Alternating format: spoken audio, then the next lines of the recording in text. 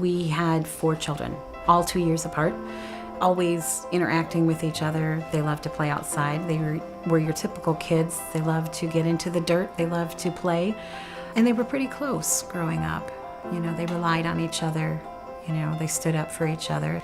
Emily was the closest child to me. We were exactly 2 years apart. She was the most bubbly person you'd ever meet. No matter where she went, she was making friends. Emily, as a child, was very energetic, very much like a burst of sunshine. She always had a smile on her face, was very much a bubbly personality. When she started going into her 9th grade year, she started having syncope episodes, which is where she would just pass out unannounced. Most of the time it was during exercise, so we took her to go see a cardiologist. They ran through a whole series of tests. The only thing that they found is that her blood pressure was really low, so they put her on medication to raise her blood pressure. Her 9th grade year, last day of school, she was on the soccer fields at a practice, because it was for a town league, so it wasn't a school event. Emily and her then 12-year-old sister Shelby and about 25 other kids were, you know, doing a general drill, and as they came around the field, I was sitting in between 2 fields, and Emily said, "Mom, everything is going black," and that usually meant that she was going to have a syncope episode. She passed out in my arms, and that is where she took her last breath.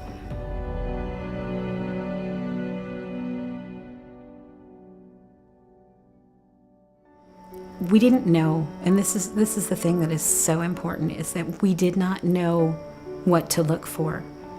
And because she had suffered these syncope episodes before, we were told that if it happened again, just pick her up and keep her moving, she'll come right back too. And that's what we did. So we did not call 911 immediately. Emily collapsed at 7:35 at night, and at 9:05 at the local hospital, we had to sign a piece of paper that said she wasn't coming home.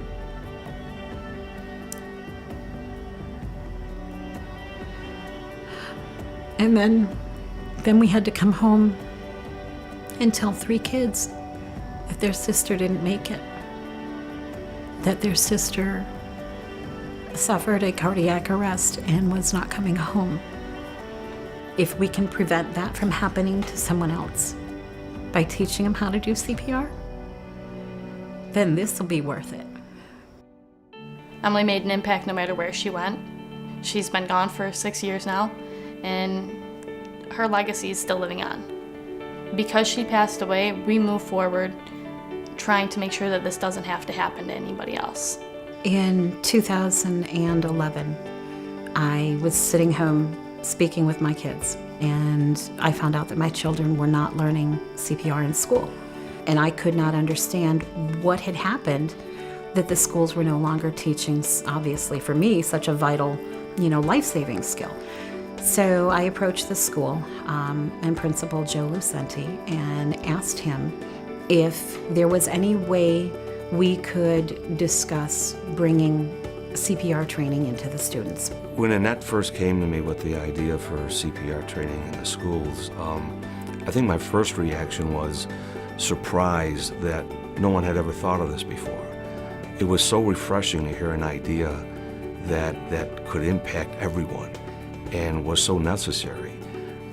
As educators, everything we think about is, what do we teach kids for life, not just for that diploma?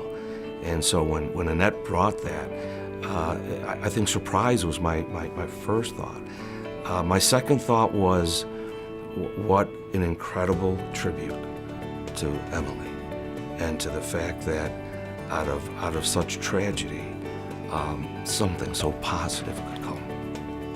Since the 2012 school year up until the 2014-15 school year, we have trained almost 17,000 students.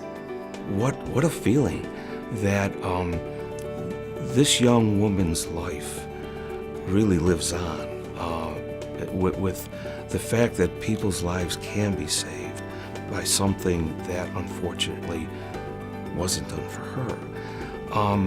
It's also a reminder to us as a school that we have a family here that took tragedy and made something so positive out of it. When a parent loses a child, they lose a piece of their heart because you carry them with you, and you know that when you miss them to the point of the only thing that helps you heal is to sit in the quiet and hear your own heartbeat and know that each time it beats that they are with you. You have to keep going forward. Hardest part, honestly, is knowing that I have a 2-year-old who now has my sister's middle name, and knowing that she's so much like my sister, but my sister doesn't get the chance to even see that. We move forward because she was the best thing that's ever happened to this family.